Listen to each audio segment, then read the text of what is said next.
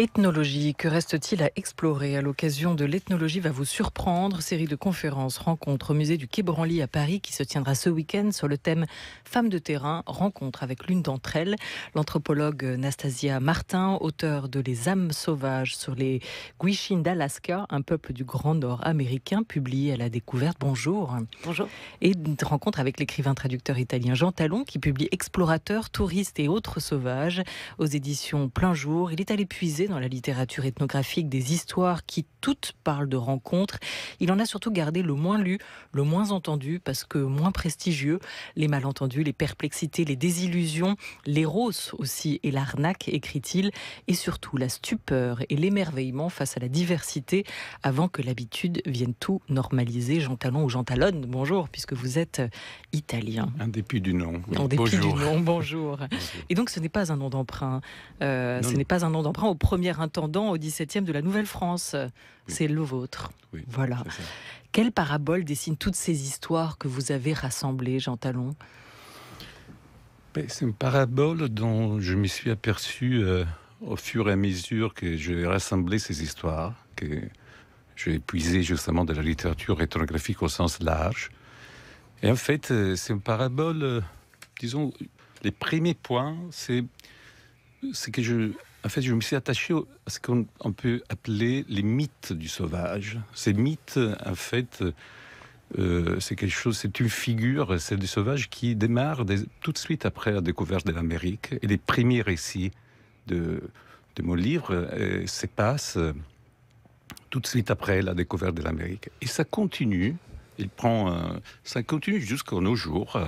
Les derniers récits, c'est au sujet des touristes, ce qu'on appelle les écotouristes, hein, un genre particulier des touristes. Et donc là, il y a une continuité, c'est-à-dire cette mythe exotique du sauvage qu'on a fabriqué, qui a subi, à mon sens, une transformation dont je parcours un peu le développement au fil des années, au fil des siècles, parce que c'est une histoire qui dure 5 siècles. Entre la véracité, l'authenticité et la mise en scène, parfois l'auto-mise en scène aussi, de ces peuples, c'est ce que vous racontez à travers ces histoires que vous avez sélectionnées, Jean Talon. Alors on peut parler du mythe du sauvage, comme on peut aller sur les mythes aussi de la nature, Nastasia Martin, et c'est aussi là-dessus que vous avez travaillé. Revenons d'abord sur votre terrain de recherche pour apprendre à le comprendre, et puis sur ces sentiments contraires que vous avez pu éprouver aussi, comme tous les explorateurs, mais vous, comme anthropologue, en arrivant là-bas, c'est-à-dire au fin fond des forêts subarctiques, à 23 ans, vous avez trouvé ce que vous étiez allé chercher? Pas vraiment, non. En effet, je suis partie travailler chez une société de chasseurs-cueilleurs qui vit dans le nord-est de l'Alaska, dans un petit village qui s'appelle Fort Yukon. Et armée de toutes les lectures anthropologiques que j'avais faites, comme toute bonne doctorante avant de partir, je m'imaginais que j'allais travailler sur l'animisme, sur la cosmologie de ces chasseurs-cueilleurs, et donc sur leur manière de se relier à l'environnement, et donc sur l'animisme que j'imaginais être très présent dans ces régions. Et la première rencontre a été très, très, très difficile, parce qu'en fait, je me suis retrouvée dans un village complètement ruiné, jonché de débris de modernité, avec des gens qui étaient extrêmement touchés par des problématiques de drogue, d'alcoolisme et de dépression, tout simplement vraiment profonde. Et donc j'ai dû revenir un petit peu sur mon objectif de départ, pour essayer de comprendre qu'est-ce qui était en train de se passer chez ces gens-là, et à quoi ils étaient en train de faire face. Et donc la première partie du récit des âmes sauvages relate en fait le premier face-à-face avec tout simplement l'histoire de la colonisation et la violence qui s'ensuit. Et un deuxième face-à-face beaucoup plus actuel, qui est celui du réchauffement, des problématiques liées au réchauffement climatique, qui entraîne des métamorphoses environnementales vraiment drastiques dans les régions du Grand Nord et auxquelles les chasseurs-cueilleurs sont évidemment confrontés de plein fouet. Vous pensiez entrer en contact avec ce qu'on appelle la wilderness. Vous avez surtout rencontré la débâcle, ce sont vos mots. Vous pensiez partir dans un monde lointain où le temps peut-être s'était arrêté et vous avez trouvé un peuple, une population en souffrance. Extrait d'un documentaire A Matter of Survival qui a été réalisé au sein de ce peuple des Gwich'in où vous vous êtes rendu en Alaska. C'est très dur pour les gens ici, parce qu'il n'y a que très peu d'emplois au village, et la nourriture coûte très cher. Ici, c'est impossible de vivre toute l'année uniquement de la nourriture de supermarché. Notre vie dépend de là dehors. Dieu nous a donné cette terre, et la plupart des gens en dépendent. Si on nous la prend, qu'est-ce qu'on va faire? Où irons-nous? Ils disent que le développement pétrolier n'affectera pas la zone. Mais c'est un risque. Personne ne sait. Et c'est un risque qu'on ne peut pas prendre. S'ils développent le pétrole et que les caribous partent, qu'est-ce qu'on va faire? Nos vies en dépendent. Là, on n'est pas face à l'une des histoires aussi que vous racontez, Jean Talon, l'exemple d'un peuple comme les Indiens, trop bien civilisés. On est vraiment dans le cœur d'une histoire moderne, celle d'un peuple touché de plein fouet par cette modernité et les ravages qu'elle a pu faire aussi sur cette population. Nastasia? Oui, absolument. Ce qu'on vient d'entendre le résume très bien. Il y a des problématiques d'exploitation pétrolière dans le Grand Nord de l'Alaska qui sont vraiment très très importantes. Et les Gwich'in sont l'une des populations qui sont les plus touchées par ça, parce que c'est des chasseurs de caribous à la base. Et que les caribous mettent bas sur la plaine côtière la plus au nord de l'Alaska, qui est aussi la plaine côtière sur laquelle on a trouvé des gisements de pétrole tout à fait gigantesques. Et donc ça fait 20 ans qu'il y a un combat perpétuel entre des ONG, enfin le Gwich'in Steering Committee notamment, qui est une ONG de défense des droits indigènes, Gwich'in, et ces compagnies pétrolières qui sont en attente d'exploitation, et c'est presque une évidence que ça va sûrement se faire dans les années qui arrivent. Jean Talon, ça c'est dans la continuité de l'histoire, que l'exploration se transforme en exploitation aussi? Mais ça, dès le départ, je dirais, c'est l'histoire de l'ethnologie. Bon, il faut dire, tout d'abord, ça c'est un donné, c'est un fait. L'ethnologie démarre commence en parallèle avec le colonialisme. Donc ça, c'est un péché originel. Les relations entre les ethnologues et les administrateurs, les missionnaires et tout ça, c'est des relations, c'est un écheveau assez compliqué. C'est un écheveau comme ce que j'ai beaucoup admiré du livre de Natacha Martin, c'est que en fait, elle cherche de démêler. Là aussi, c'est un écheveau très compliqué. Et là, par exemple, il faut dire d'une part, donc il y a cette double dans l'histoire de l'ethnologie et même des explorateurs anciens, cette double âme, quelque chose d'ambivalent qui relève du fait que justement il y a cette connivence avec les colonialismes. Et ça, c'est un péché originel qui reste, qui est problématique, dont on doit mesurer un peu les conséquences.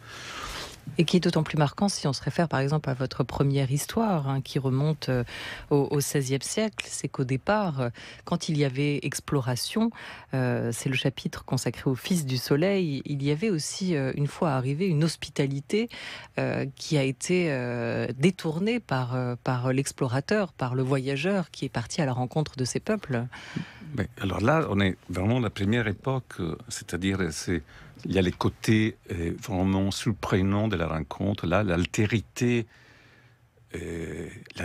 totale. C'est pas seulement un fantasme, hein, parce qu'en fait, une question, à mon avis, qui est aussi dans les livres de Madame Martin, c'est aussi ces fantasmes de l'altérité qui a hanté la conscience occidentale pendant 4 siècles.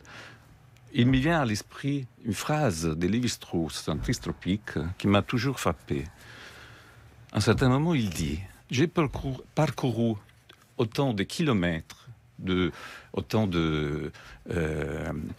kilomètres, j'ai tant voyagé pour aller vers l'altérité, et je n'ai trouvé que l'homme.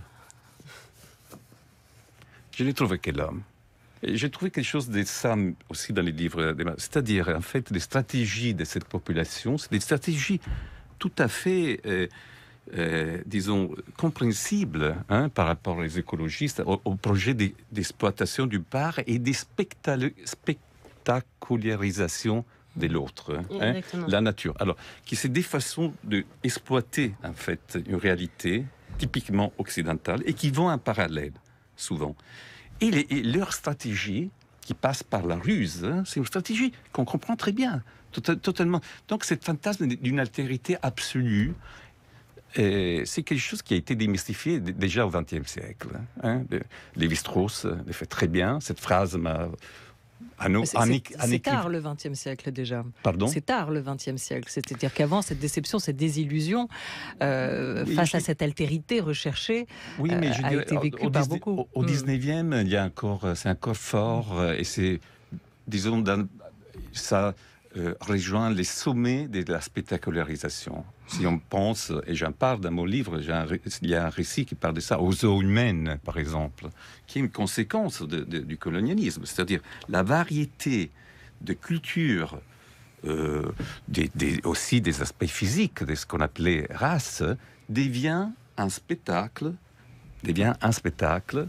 pour en fait l'Occident, hein, un spectacle fait pour et ça c'est un des fils qui continue dans mon livre au fil des siècles en fait. J'ai trouvé l'autre, l'homme, mais la plupart des explorateurs, des voyageurs, des anthropologues, des ethnographes se sont trouvés eux-mêmes en se rendant ailleurs. C'est d'abord une exploration de soi, le voyage, la recherche, le terrain, quand on part à la découverte des autres. Je vous propose d'écouter les mots de Nicolas Bouvier à ce sujet. Le voyage était plutôt une façon de vivre, un mode de vie plus intense et plus lyrique que la vie sédentaire, mais qui n'est pas la négation, qui n'est pas le contraire de la vie sédentaire. Pour nous, le voyage était un catalyseur, si vous voulez. On se déracine, on coupe ses attaches, on devient plus vulnérable, on devient plus mobile, on est obligé de s'engager chaque jour, on est beaucoup plus réceptif. Et on est mieux à même de faire le point aussi, c'est-à-dire d'éprouver les choses par rapport à soi et non pas par rapport au milieu qui vous abrite ou au cadre qui vous détermine. Vous dites le mot vulnérable. Qu'est-ce que ça apporte d'être vulnérable? Beaucoup. Comment l'entendez-vous? Beaucoup dans ce sens que on ne peut pas comprendre les gens si on ne partage pas entièrement leur vie, côté positif et côté négatif. Et je crois que dans le mode de voyage que nous avions adopté, où nous étions assez soumis aux accidents, aux impedimenta, aux avatars de toutes sortes, ça nous mettait aussi davantage à même de comprendre les difficultés des gens que nous côtoyons, parce que nous étions en situation d'éprouver les mêmes, soucis d'argent, soucis de santé. Est-ce que ça vous a transformé vous-même, ce terrain, ce long voyage, Nastasia Martin? Quelle distance vous avez réussi à adopter pour saisir tout ce qui se jouait autour? Oui, absolument, ça m'a transformée. Nicolas Bouvier parle de vulnérabilité. C'est vraiment un mot très important pour comprendre la dynamique qui peut se passer entre un chercheur et son terrain. C'est vrai ces derniers temps, on m'a souvent demandé si ça a changé quelque chose, le fait d'être une femme lorsqu'on arrivait sur le terrain. Est-ce qu'on était plus facilement accepté par les gens parce que peut-être on représentait moins une menace que si on était un homme ou un groupe.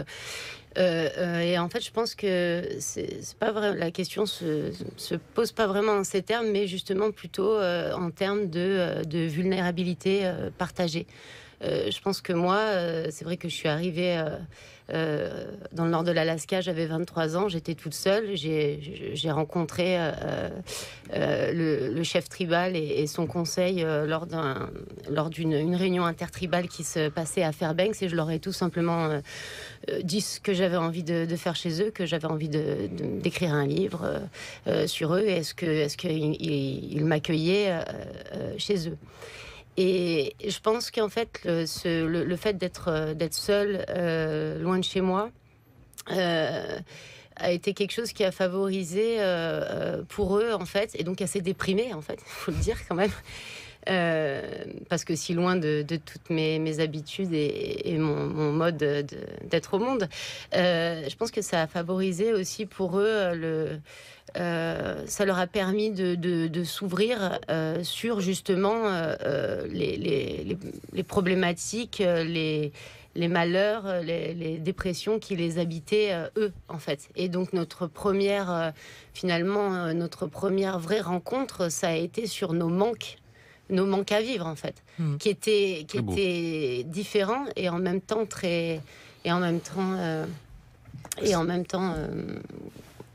concomitants. C'est très beau tout ça, c'est très beau. Et je peux ajouter, j'ai beaucoup apprécié ça quand j'ai lu dans mon livre, qui est un florilège des malentendus. En fait, la rencontre, c'est les sujets de mon livre, c'est des rencontres. Et c'est bon, les fils rouges, c'est les malentendus. Et il y a deux. C'est la rencontre, mais c'est aussi le rêve. C'est aussi l'espoir suscité par ce déplacement. Mais les malentendus, c'est entraînent des histoires. Les malentendus, il ne faut pas les considérer seulement comme quelque chose qui bloque la communication. Les malentendus, c'est quelque chose qui engendre une histoire, qui l'entraîne. Et il y a deux histoires, en fait, où, au contraire, il y a des ententes inespérées. Alors, cette question de la souffrance me touche vraiment parce que la souffrance met en jeu l'empathie. Sentir l'autre, c'est la souffrance commune. La souffrance commune, c'est les ponts pour arriver à une relation. Dans mon livre, alors, il y a l'histoire de Maclay, par exemple, qui est un pionnier à l'époque, il n'y avait pas les ethnologues, c'était un géographe, ethnologue, disons. Les groupes humains faisaient partie du paysage naturel. On classait tout. C'est vraiment le pionniérisme. Et il se retrouve, et ça c'est une des rencontres avec ce qu'on appelle, ce qui est défini après un mythe, comme les ovnis dans la culture occidentale, la rencontre avec une population intouchée. Qui se croyait peut-être seul le monde, et en tout cas qui connaissait pas l'existence d'autres. Et dans ces rencontres, évidemment, la première réaction, ça se passe en Nouvelle-Guinée, moitié 19e siècle, et il y a un moment d'agressivité. Ils se retrouvent dans un village où ils n'ont jamais vu un homme blanc. Donc, évidemment, la première réaction, c'est l'agressivité, la peur, tout ça. Et Maclay fait une chose incroyable, un coup de génie, je trouve. Comme il est fatigué, il décide, il est fatigué, et donc il se couche sur un barla. Un barla, c'est en fait une sorte je ne sais pas comment dire en de français. paillasse, de lit. Oui, des lits, voilà, de paillasse. Voilà. Il s'allonge. Et comme il était vraiment fatigué, très fatigué, il n'avait pas dormi à cause des moustiques la veille, il s'endort. Et quand il se réveille, il trouve les gens du village qui ont changé complètement. Ils sont devenus gays, amicales. Les femmes sont arrivées, qui s'étaient cachées, parce que les femmes s'étaient cachées. Non, Et je trouve ça. Et qu'est-ce qu'il a fait alors, Maclay, avec un génie oriental, je trouve. Il a trouvé une façon il a trouvé un contact qui passe par l'effet qu'on est tous des êtres animaux. Quelque chose qui va au-delà du langage. On est tous comme... et donc, dormir, même chez les animaux, c'est une attitude qui... C'est un acte de confiance, c'est s'abandonner aux autres. Et donc, la chose même un peu drôle, c'est qu'un siècle après, dans les années 70 du XXe siècle, un géographe qui explorait la même région et trouve dans un village de la Nouvelle-Guinée, il assiste par hasard à un rite bizarre où il y a un explorateur habillé à l'occidental avec les pantalons et la chemise qui arrive au milieu, s'allonge par terre et commence à dormir, et tous les gens s'échappent, ça fait vite. Donc une pantomime rituelle. Les gens du village avaient absorbé ces rencontres et l'avaient inséré dans leur ritualité. On ne peut pas comprendre les gens si on ne partage pas entièrement leur vie. Ça, c'est ce que disait aussi à l'instant Nicolas Bouvy. On peut prendre un autre exemple dans votre livre, Jean Talon, celui de René Caillet qui se rend à Tombouctou. C'est vraiment le rêve de sa vie, être le premier Européen à entrer, pénétrer dans cette cité légendaire, interdite aux chrétiens.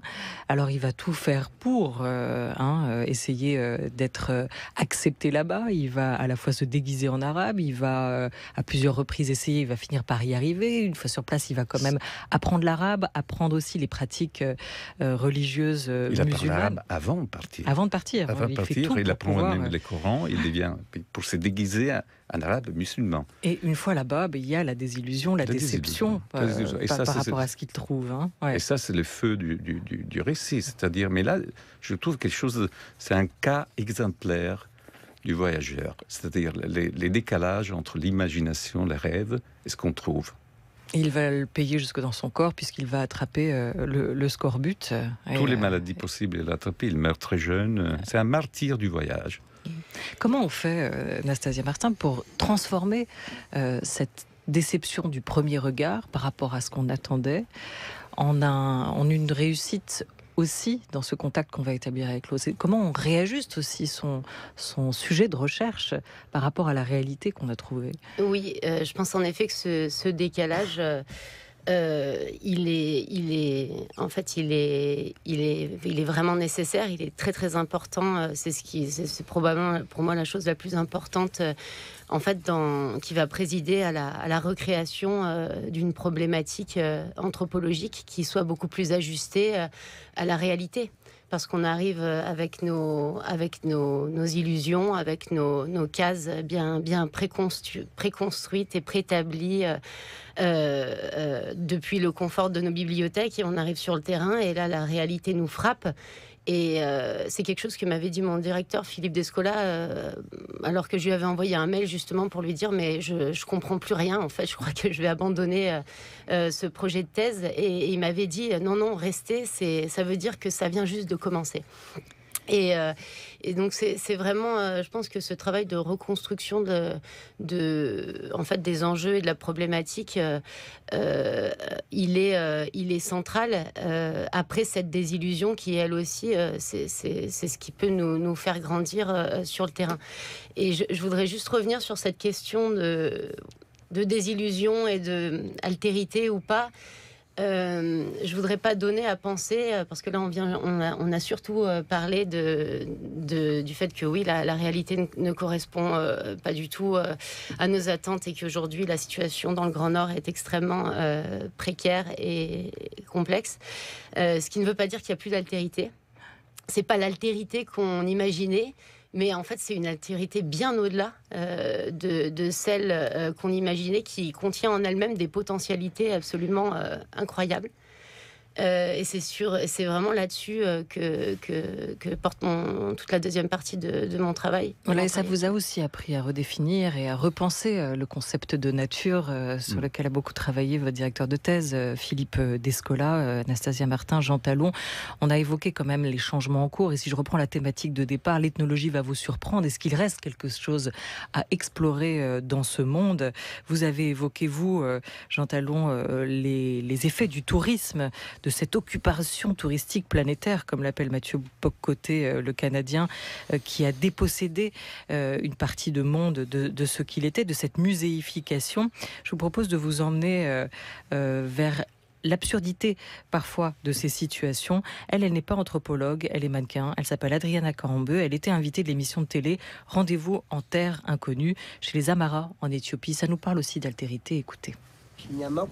Je suis heureux de vous accueillir ici, dans notre maison avec ma famille. Il faut vous y sentir comme chez vous, même si c'est très différent des maisons que vous connaissez, j'imagine. Vous savez, quand je vous ai rencontré, je croyais que Frédéric était ton mari. Non, mon mari, il est beaucoup plus beau que toi. Je n'ai pas imaginer. Déjà, mon mari a la même couleur que toi. Il vient de Nouvelle-Calédonie, mais il a vécu avec sa famille, comme il était jeune, un peu dans le même esprit, dans une case, avec toutes ses frères et sœurs, autour de feu, pareil, tu vois. Et ton travail, dis-moi, j'imagine qu'il n'a pas grand-chose à voir avec le ramassage du bois.